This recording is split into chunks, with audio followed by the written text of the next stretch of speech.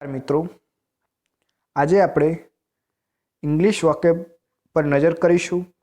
English vocab ખૂબ જ મહત્ત્વપૂર્ણ એક્ઝામમાં ઉપયોગી છે, જેમાં આઇડમ્સ એન્ડ ફ્રેઝિસ, સિનોનિમ્સ, એન્ટોનિમ્સ જેવા મહત્ત્વના પોઈન્ટ પૂછાય છે. તો આ તમે ધ્યાનથી નિહાળો એ હું આશા રાખું છું. જોઈએ તો ફ્લટર. ફ્લટર મીન્સ તેજ, ગતિમાન, તેજ ધડકના. અને સિનોનિમ્સ થશે શેવ, ફ્લરી, વેવ. શું થશે? સેવ, ફ્લરી, વેવ.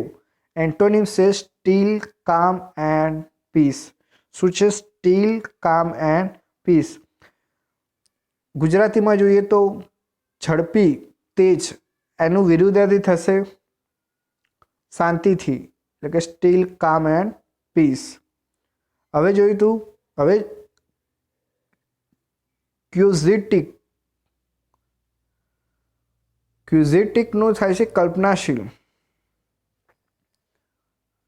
જે સિનોનિમ છે ડ્રીમી, ઇમેજનરી, એબ્સર્ડ.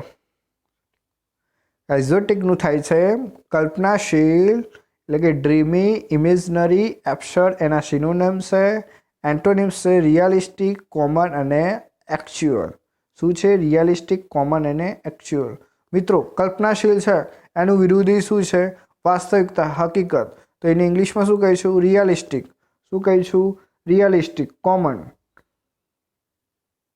જે હાલ હકીકતમાં છે. હવે જોઈશું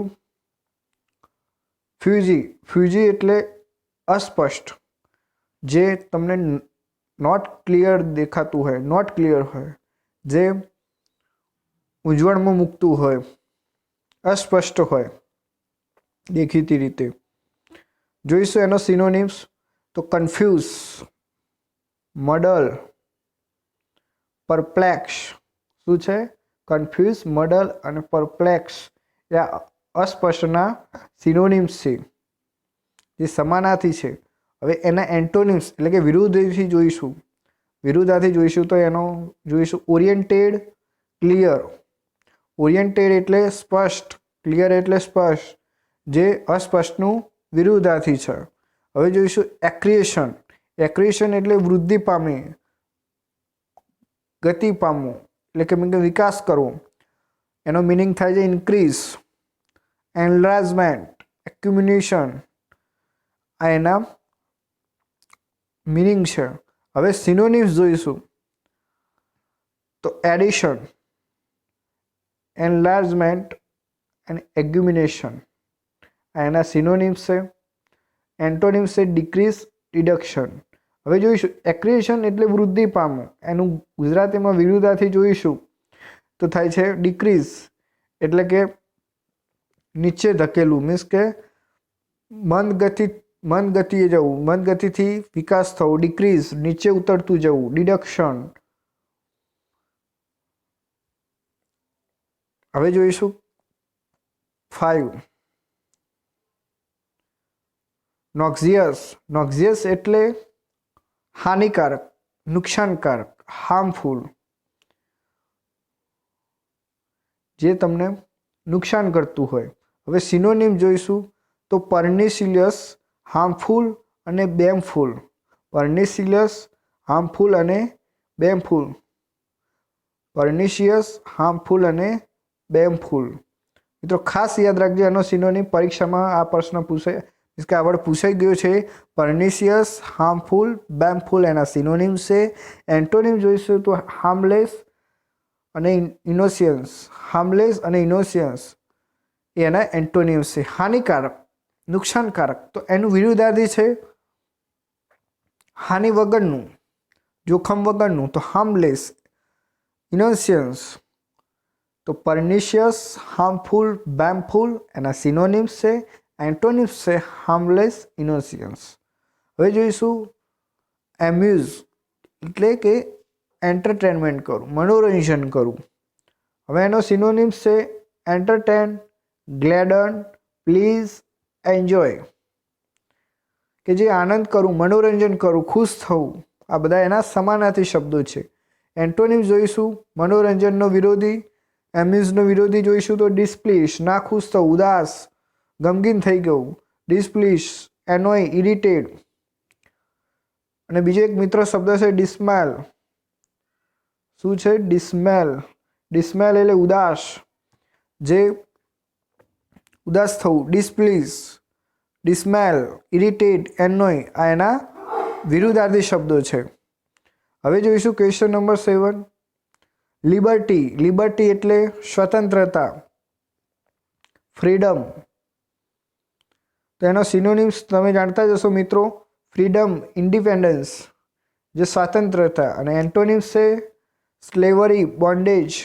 હવે સ્વતંત્રતાનો વિરુદ્ધાર્થી જોઈએ તો ગુલામી, સ્લેવરી, બોન્ડેજ.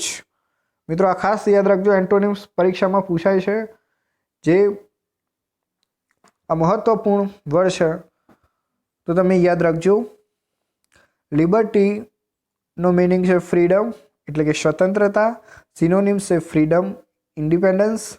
એન્ટોનિમ્સ છે સ્લેવરી અને બોન્ડેજ. હવે જોઈશું ફોર્ટિટ્યુડ. ફોર્ટિટ્યુડ એટલે કે સાહસ કરવું, કરેજ, હિંમત દાખવી, સાહસ કરવું. હવે સિનોનિમ્સ જોઈશું એના. Courage, bravery, mettle. શું છે? કરેજ, બ્રેવરી, મેટલ એટલે કે હિંમતવાન હોવું, સાહસ દાખવવું.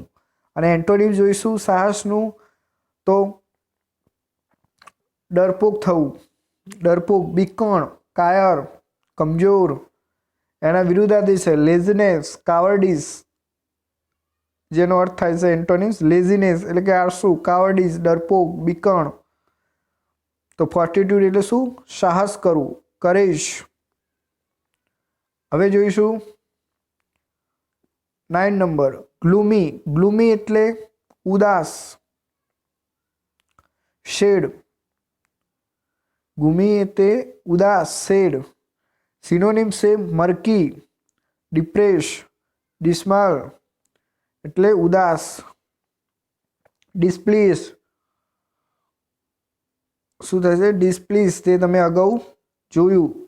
ડિસ્પ્લીઝ, ડિસ્મેલ, ડિપ્રેસ, મર્કી આ એના સિનોનિમ્સ છે. એન્ટોનિમ્સ જોઈશું તો ચીયરફુલ, હેપી, એન્જોય, એન્ટરટેનમેન્ટ આ એના એન્ટોનિમ્સ છે. એટલે કે ઉદાસનું વિરોધી ખુશ.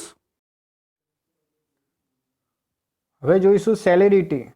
સેલેરિટી એટલે તેજ, ઝડપથી, ગતિમાન, જેને કહેશું સ્પીડીલી, વેગમાન. હવે એનો સિનોનિમ્સ છે સ્પીડ, સ્ટીપનેસ, રેપિડ, હાસ્ટ એટલે એના સિનોનિમ્સ છે. આ બધા ઝડપથી અર્થ થાય છે, જે એના સિનોનિમ મિનિંગ શું થાય છે? ઝડપથી, સ્પીડ, સ્ટીપનેસ, રેપિડ, હાસ્ટ. હવે એન્ટોનિમ્સ જોઈશું, એના વિરુદ્ધાર્થી જોઈશું તો સ્લોનેસ, ધીમેથી, ટાર્ડીનેસ, ધીમેથી, સ્લોનેસ, ટાર્ડીનેસ એના એન્ટોનિમ્સ છે.